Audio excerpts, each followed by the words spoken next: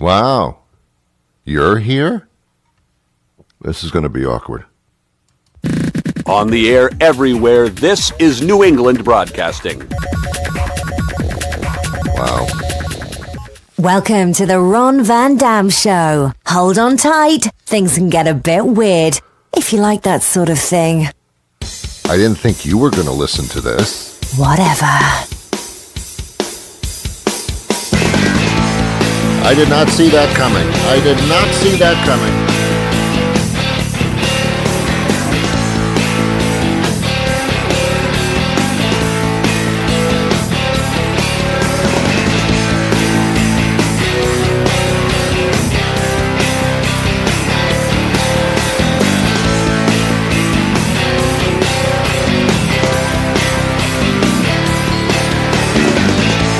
Good morning, good afternoon, good evening, good night. It's the Ron Van Dam Show. Yeah, apparently. I mean, seriously.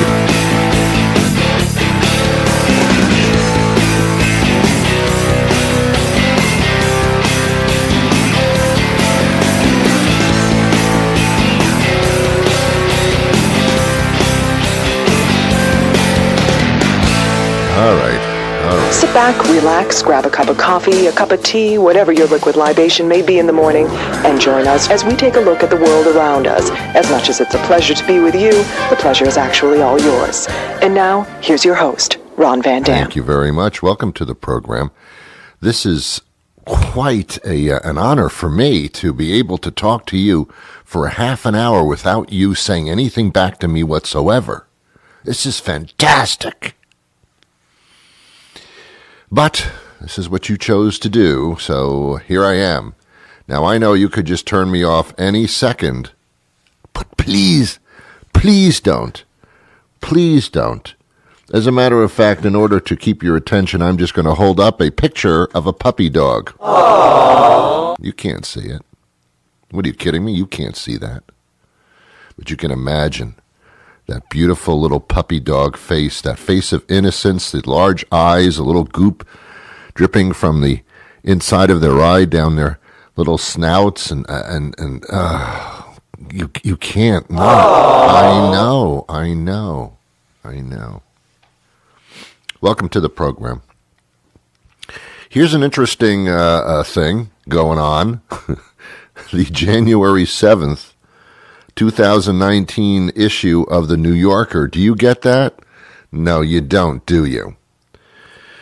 There's an incredible article in there by a reporter, Patrick Rodden Keefe. And the story is about Donald Trump. Who? What? I've never heard of him. It's called How Mark Burnett Resurrected Donald Trump as an icon of American success. Mark Burnett is the producer of the television show The Apprentice. Remember that? He also created the television series Survivor. Mark Burnett was a guy who came over from Great Britain, went to Hollywood and decided he was going to be a television producer but needed a different angle. So he went the reality route, and he had a special magic for picking out reality situations that would play very well on TV. People in reality situations that would draw in an audience to the point where they were mesmerized about a regular human being who had no talent, just was mesmerizing. He did that on Survivor. He found people across the country who were mesmerizing people, just normal people who you couldn't take your eyes off of. Then he found Donald Trump, a floundering businessman who was not doing very well at the time, who needed some type of boost in his ego. Mark Burnett found Donald Trump to be extremely interesting. He found him to be very magnetic to the point where either you hated him, and I raised my hand on that side, or you loved him, and I don't raise my hand on that side. But magnetic, yes. The things he did, the way he did them, his cockiness, his ego, apparently was fascinating to Mark Burnett. So they crafted a show called The Apprentice, where Donald Trump was who he is. This is well before even thoughts of the presidency. Apparently, because of the show Apprentice, that's why we have the fiasco in the White House that we have today. With The Apprentice, TV producer mythologized Trump, turned him into a something greater than what he was. Trump at that point, as I said, was a floundering D-lister, but he was built up to be on television the ultimate titan. And that actually paved his way to the presidency. So Patrick Rodden Keefe wrote this extended article in the New Yorker, January 7th, it appears. It's frightening. It's actually the branding of a human being to be bigger than what he actually really is. And thus, that's the way he performs as the president. In this article, they interestingly enough, spent a good amount of time with the editors of that program. Apparently, for every hour of television you saw on The Apprentice, every hour of finished product, there was 300 hours of tape that the editors went through. That's a lot of tape to whittle down to 1 hour. And apparently this is the way it worked. The producers, Mark Burnett's people, and writers came up with the little contests that the participants, the apprentices, would go through. Donald Trump had no part in that whatsoever other than just showing up and introducing the segment.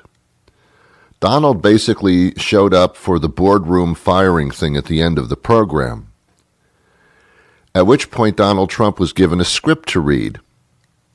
Donald Trump could never read the script. Apparently, according to everybody that was interviewed for this piece who worked on The Apprentice, Donald had trouble reading.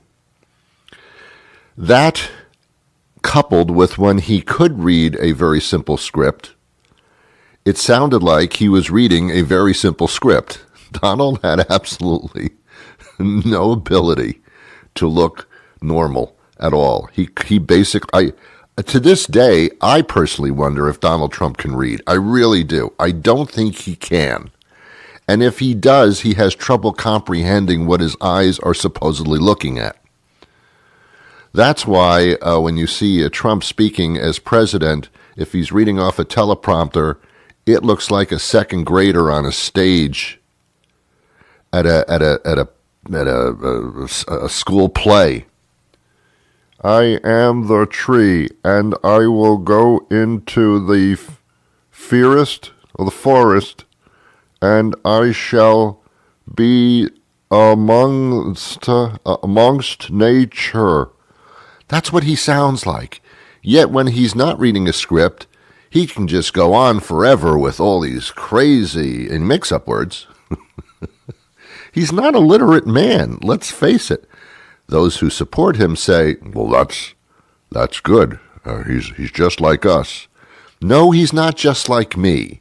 I know how to read, and I know how to talk, and I know what words work and which ones are not really words.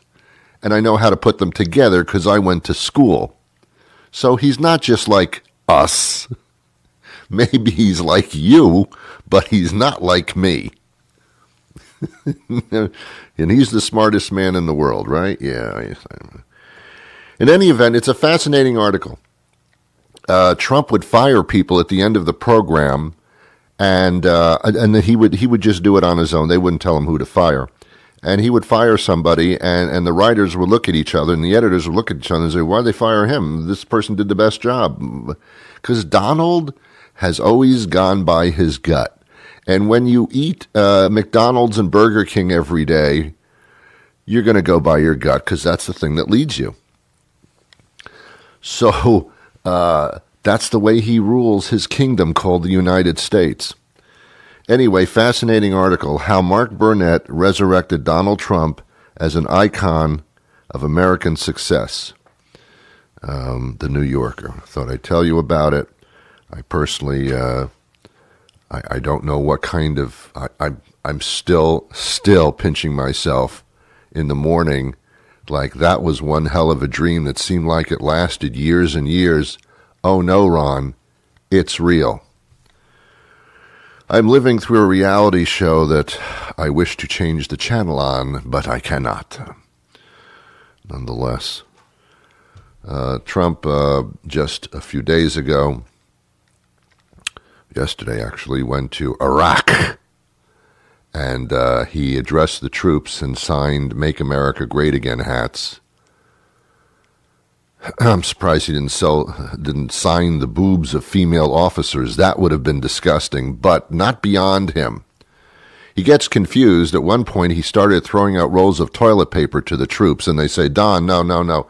This is not a disaster relief appearance. We're doing an appearance before the troops. Yeah, he gets confused. I made that up.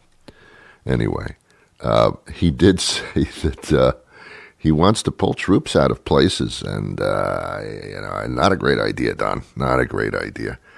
What you're doing, Don, you're doing exactly what Russia wants you to do. Russia wants you to become uninvolved in the things that they're involved in. Russia wants you and the United States out of the picture militarily, so they can do their thing. And they can back their warlords without interference from this United States place. Russia wants to be the dominant force in the world, and in doing so, they've very politely asked Donald to just get your troops out of the way so we can be dominant again, says Russia to the United States. And Don says, oh, okay. I don't get it. I just don't get it. But I don't have to get it. Actually, I do. Hey, Happy New Year coming up to you, huh? Wouldn't it be great if we could just look back on this year and say, that sucked. That one sucked. And that here comes 2019, looking forward to a great year. Got to tell you something. I don't think much is going to change in 2019. I think, in fact, it's going to get a lot worse. So if you want to take that glass of champagne and put it to your lips, have a nice day. But I'm telling you, what it represents, I don't think is going to work very well. I think you're going to look back on 2018 and say, I wish it was 2018 again. I never thought I'd say it, but I think it'll happen. I think 2019 is going to be incredibly tumultuous. I think the ramifications of pulling troops out of places are going to quite manifest themselves quickly in a negative manner. I think Trump is going to get older and crazier as he gets pushed up against the wall with all these indictments and all these accusations, which are all worth looking at. The man is a suitcase of baggage. The Mueller report will come out in 2019, not too far into it. It'll take a while before the courts can decide whether it should be released to the public, but the public will be incredibly curious as to what's in there. And the Southern District of New York will start handing down indictments against Donald Trump for all kinds of stuff. And the public will start to see what's going on, and the Republican Party is going to be in a pickle, man, in a pickle. It's going to be a tumultuous year. The Supreme Court will be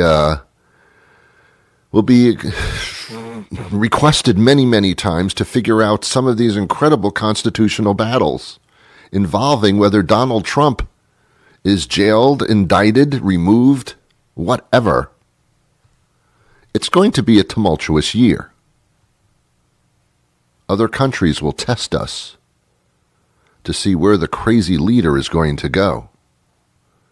And we'll become increasingly turned on our heads both economically and otherwise because Trump is unable to forecast what he's going to do even himself as he wakes up in the morning. Tweets will backfire and explode even more intensely than they are now. And you'll look back on this horrible 2018 and say, in comparison, that wasn't so bad. You'll be doing your taxes around February, March, April, and you'll understand that the middle class and the upper middle class is in worse situation. And the stock market seems to realize that everything is not stable, whether the economy is good or not. And they'll start to realize that the deficit that has been built up by the Trump administration is a fiscally horrendous situation and will be reflected accordingly as your 401ks dwindle for your retirement and the security of your family. Oh, it shall be an interesting year coming up. Ron, you sound like you're talking about doom.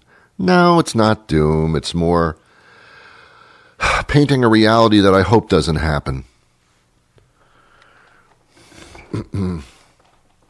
I'll say it one more time. If you're a Republican and you stood for conservative fiscal values, you must have a headache by now. If you're a Republican who is a family person and values the strength of this country around the world, you must be having a migraine by now. And the answer is simple. You take a little shiny object, you shine it in front of Donald's face, make sure there's a lot of money involved and a lot of hotels, and Donald will just wander off down the hall. And Pence, whom I think is also horrendous, and has just been standing there like a Jerry Mahoney dummy, will take over. And at least he'll have some morals, and again, in comparison, will be favorable to this crazy Trump man who belongs on television in a reality show where someday he gets voted off the island. And then all will make sense again to me. Okay, there are some holiday things left over here on this program. One of them is Stephanie Oswald, who is with Travel Girl magazine. She's going to be joining us. And some other stuff, too. How you can stay healthy here just as the new year is approaching. And the holidays are dwindling away. We'll get to all of this in just a second. We've got some exciting news about 2019, which is just a couple of days away as this show kind of takes a different kind of format. Yeah, just a little bit. Nothing really extreme. We'll change our theme a little bit. We'll change our look. I got new underpants for Christmas. I'll be wearing those. Yeah, just a little something. But first this. You are listening to the Ron Van Dam Show, and that gets you a podcasting high five. It's like a regular high five, but no one knows that you did it. Or cares. Or anything, really. Dr. Julie Gatza joins us now. We've spoken to her before. She's an expert in everything. I think that's true. Okay. Anyway, okay. So we're talking. This is an interesting time of year because we gorge ourselves. We eat a lot of food with a lot of people, and then comes New Year's, and we feel guilty about it. And then we turn to you. We say, "Where's Dr. Julie?" So that's what we're doing here. Everybody's concerned about health and wellness, as you are an expert in this field, but it seems like we can't quite touch these goals and these concepts. That's true. And, I think probably because the one that's the most important is the least talked about, or it's covered up, is you have to be able to digest your food. Otherwise, there is no way you're going to be healthy. Oh. And we eat too big of meals. We eat the wrong foods. The foods get stuck in our system. It ferments. It causes all sorts of digestive problems. And then we wonder why we're fat, tired, and don't have any energy. Well, it sounds like you've been reading my personal information because that's pretty much what happens. Is it really come down to discipline? No, it just comes down to education. Oh, okay. If you really just know what the heck, then you actually stop doing the weird things that you're doing. I mean, for example, how many people drink a coffee in the morning and say with pride, I'm just not very hungry. I can go all day without eating. Yeah. And, they think that's like a badge that they should be wearing. And really, they aren't feeding their body protein in the morning, so they don't have any energy that's normal energy. So they're going for reserves, and then they're exhausted and tired and eating, sugar at night because they just can't seem to balance the system. Is it also a matter of timing, like when you eat and when you eat certain things? Yes, I mean, certainly, one, just the old adage of you need to eat 3 meals a day, that is true. We are human bodies. It does need to be fed 3 times a day. The other aspect is, if you're really trying to solve this problem, and, not everybody follows this, and I don't always, but it is the way you should be doing it, is you're supposed to be eating your protein not with the carbohydrates. Oh. Because the protein's complicated to break down, and it takes a certain type of enzyme to break down the complicated protein that your body makes. Then 20 minutes later, you should be eating your potato, your pasta, your bread, if you're going to have those at all, because that's a whole nother type of enzyme to break it down. And most people aren't making the enzymes they need to break down foods. Okay. Because this Mediterranean diet thing, I mean, they eat very late.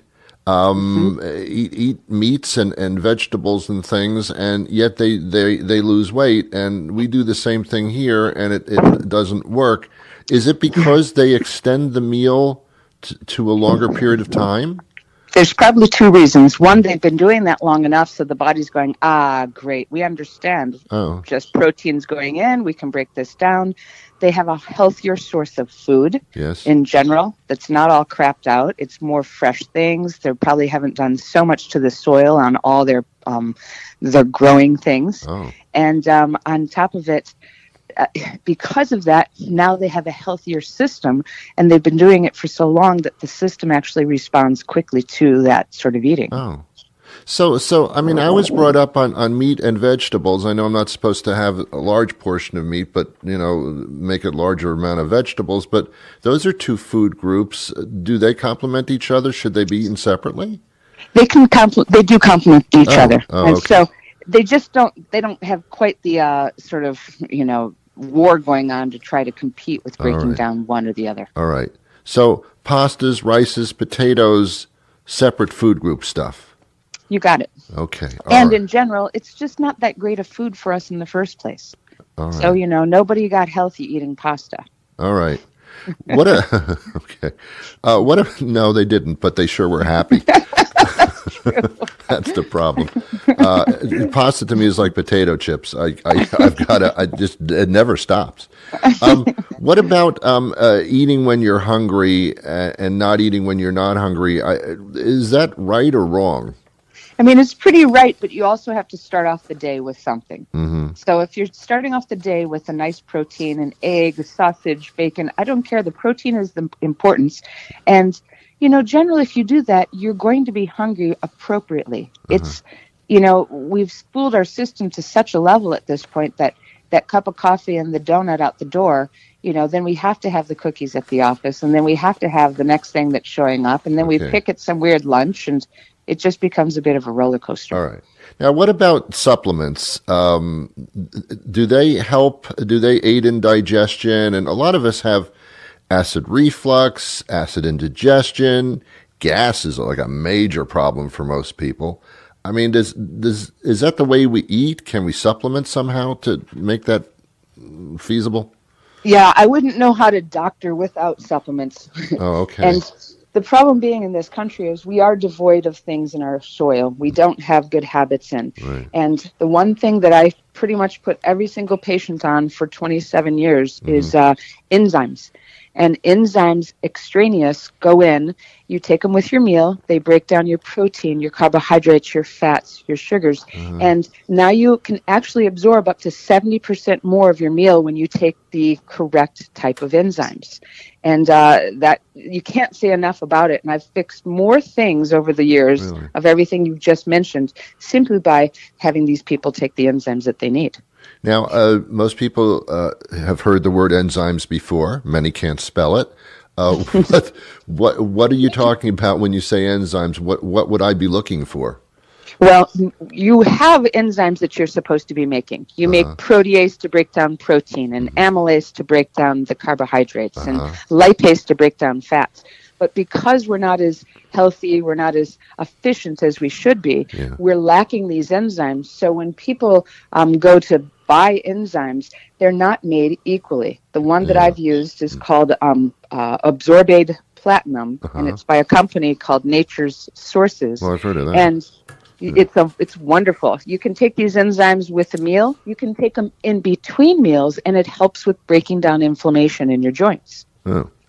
And that's Absorbate?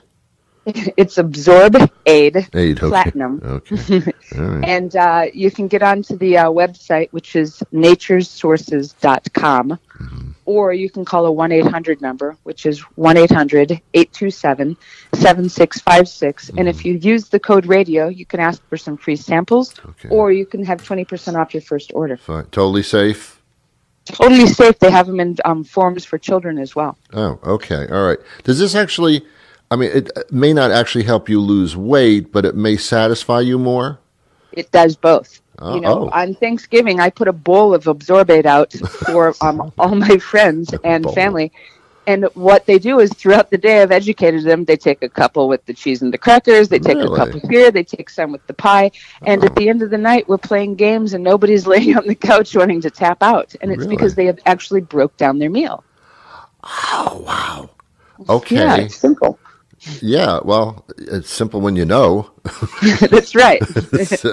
Yeah, okay, that's pretty good. I'm glad I talked to you before the holidays here because that's kind of crucial. Do you start feeling different, like rather soon, or is this something that's like 14 days or a month or something? I mean, I've had people that actually are under some digestive distress. Yeah. I give them Absorbate, and within 20 minutes, they're like, "Oh my gosh, thank you so much for that."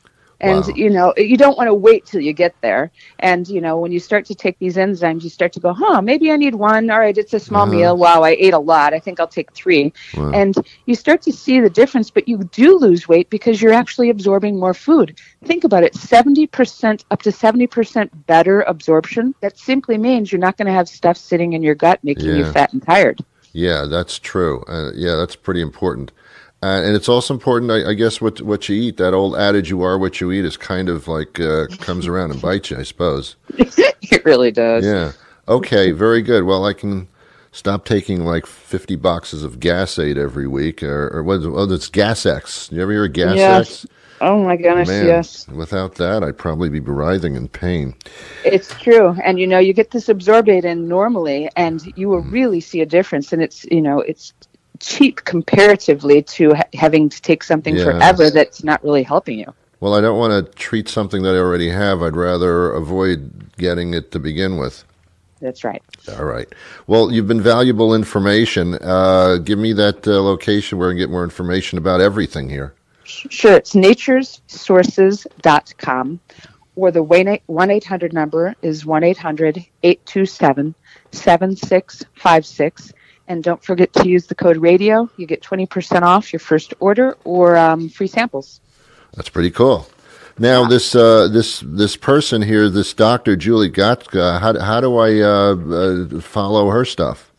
I have a clinic in Florida called the Florida Wellness Institute. So you can get on the website. You can give me a call, and certainly I'm happy to answer any questions. Very cool. Well, I wish I lived in Florida, but I don't. So there you go. Oh, it's cold today. Okay. It's colder here. Okay. All right. Thank you, Doctor. Good to talk to you again. You as well. Thanks. Happy holidays. Thanks. Bye-bye. Bye. Hi, this is Bobby Marone, former heavyweight contender. But I recently hung up my boxing gloves to open the area's favorite new Italian restaurant.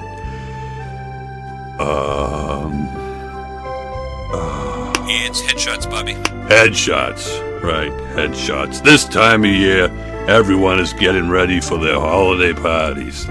What better way to celebrate Arbor Day? Christmas, Bobby. Christmas, right. Celebrate Flag Day. Christmas. With a feast from Headshots. We'll deliver food that will not only knock you out, but will be the highlight of your Memorial Day Christmas table. Or perhaps you celebrate St. Swithin's Day. That one would be Hanukkah. Hanukkah. Why not try our 8 days of manicotti menorah? We've got the left-right stuff to make every party a success, whether it's Bastille Day, Christmas, Victory over Japan Day, Hanukkah. or Kwanzaa Mananaka. Okay, we're just going to let that one go. Make sure your holiday event is a technical knockout with a great spread from Christmas. It's headshots, Bobby. Headshots. Headshots. I had that. Hey, Stephanie, how are you? I'm great. How are you? I'm fine. Stephanie Oswald joins us now. She's a regular on the program. She's my favorite person when it comes to travel because she knows all about it. Well, it's true. You're like really the person. You're the go-to. She's the editor-in-chief of Travel Girl magazine, and boy, this could be the busiest travel time of the year. Well, it is, Ron, but you know what? This is also the time of year when we look at what we did last year and we plan ahead for the future. And I want to talk about what's on your bucket list for 2019 and how you can check it off, because we're about to be with family and friends for the holidays, so it's a great time to talk about budget, talk about timing, and whether you want to sleep in an igloo or go see your favorite musical band or maybe take a cooking class, all kinds of great stuff you can plan ahead for. Wow, you meant that seriously, actually sleeping in an igloo. I did. I want to do it. I don't know if I can make it happen this year, but I'm going to try. In Greenland, this company called Off the Map Travel has this fantastic igloo experience where it's about $1,300 a person, and you spend 3 nights in an Arctic hotel and 1 night in an actual igloo, and you go snowshoeing, snowmobiling, and then the best part, you get to see northern lights. So you go on 2 northern lights safaris, and that's always been on my bucket list since I was in 5th grade, and I had to do a project on Aurora Borealis, and I want to do it. That's supposed to be spectacular. Sleeping in an igloo, not so much, but the northern lights, but I guess there are people like yourself who love to sleep in igloos.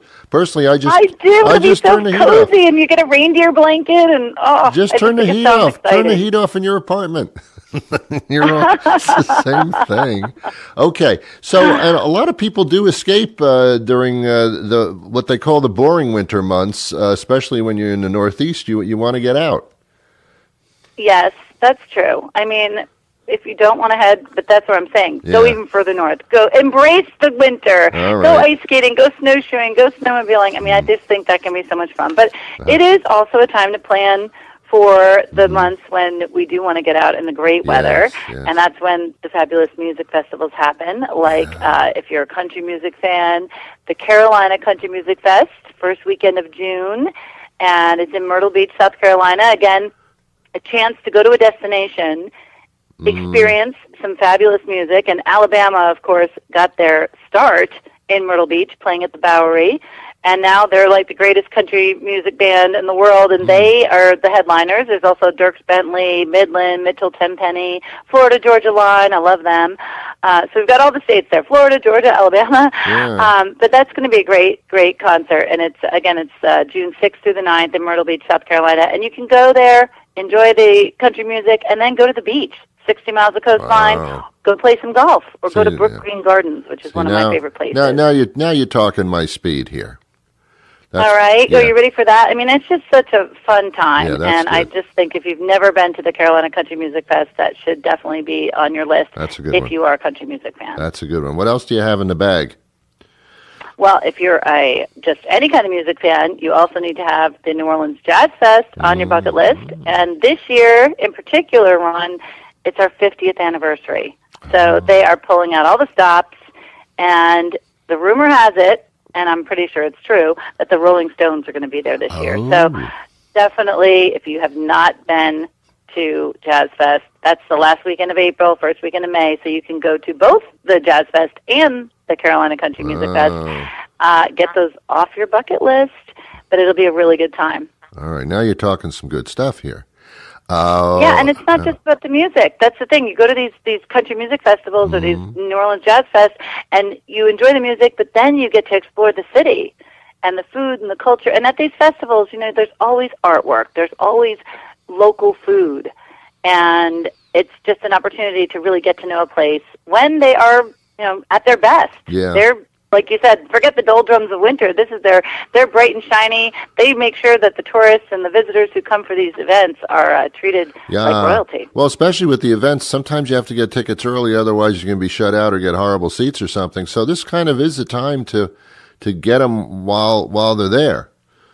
Yes, well, you can also get tickets at festivals. I mean, the great thing about festivals is that, for the most part, you can get those special packages, which give you preferred seating and, areas where you can go for cleaner toilets and, some food perks and maybe cold water. But the reality is at these festivals, you can get, if you do your timing right or get there early enough, you can plant yourself with your blanket in your chair or just line up right next to the stage. You can get a great spot. So you could be front row at the Rolling Stones just for the price of admission into the Jazz Fest, or same thing for Alabama. You could be right up front for Alabama at the Carolina Country Music Fest just for the price of the festival ticket. Yeah, if I'm going away, I don't want to sit in the parking lot to listen to the music. I want to be in there. No, and if you want to save money, you can buy your tickets now, make your plans, and it's just definitely a great opportunity. Yeah, I think your point is that when you turn the new year, you always get in your head, like, what am I going to do for the year? What am I going to how am I going to plan this thing? And it's a perfect time with family members and friends around to say, hey, let's do some stuff this year. Let's make some plans. Yes. And Ron, there are also 3 very practical things you can do, no matter what your bucket list includes. And those are, 1, start a travel fund, 2, sign up for a travel credit card, and 3, decide which apps are going to be your best friend when it comes to finding deals, and download them, put your info in, and start watching. Because if you don't, let's face it, if you don't get serious about it, you don't start putting money away and making travel a priority, then it's not going to happen. And it doesn't have to be a fortune, but you can set it up just like a holiday fund where $10 comes out of your check every week or every 2 weeks, and then before you know it, you've got more money in your fund. And if several people in your family are doing it, then that's more money. So that's a great option. And then pair with it a credit card that's going to be giving you travel points. And again, if you've got more than one adult in the family, maybe one person uses the airline credit card, another person uses a hotel-oriented credit card, or if everybody wants to go to Disney, you get the Disney credit card. Whatever's on your bucket list, I guarantee you that there's a credit card out there that will give you points that will help you get closer to your destination. Perfect. See, I'm the opposite. I travel to get away from people, not to go to places with them. But I think that's then you need to go to the Igloo in Greenland. Come on. I think there are only 5 rooms. I mean, it's only a few people at a time. That's fine. 5 rooms is plenty. Okay. Well, that's an option. I would be alone in an igloo. There are actually people listening who are saying, I did not know you could do that. I'm going to look into that. That's the way that stuff goes. I hope so. Yeah.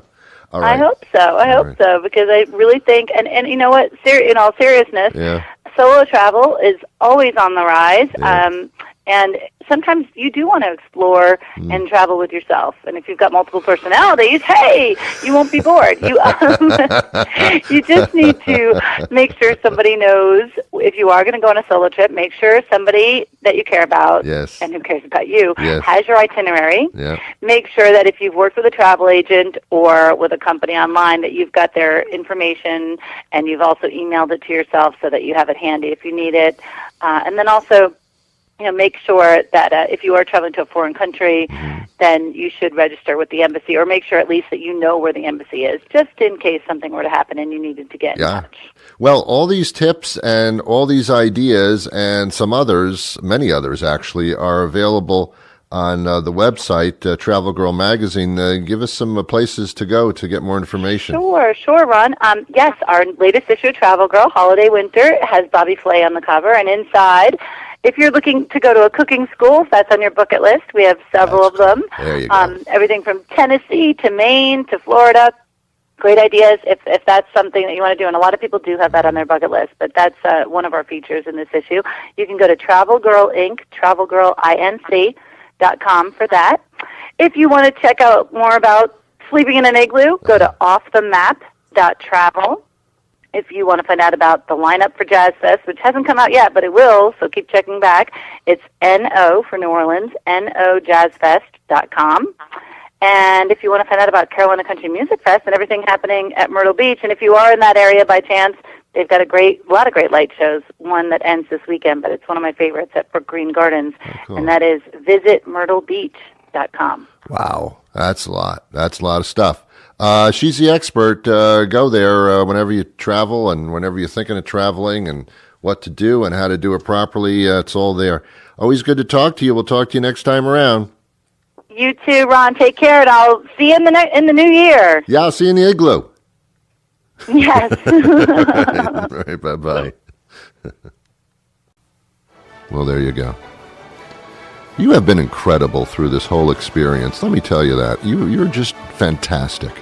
Not only are you wonderful, handsome, beautiful, smart, intelligent, reeking of just lovely qualities, but you are also a listener of this program, and that's why I said all of that stuff. Have a wonderful day. I wish you peace.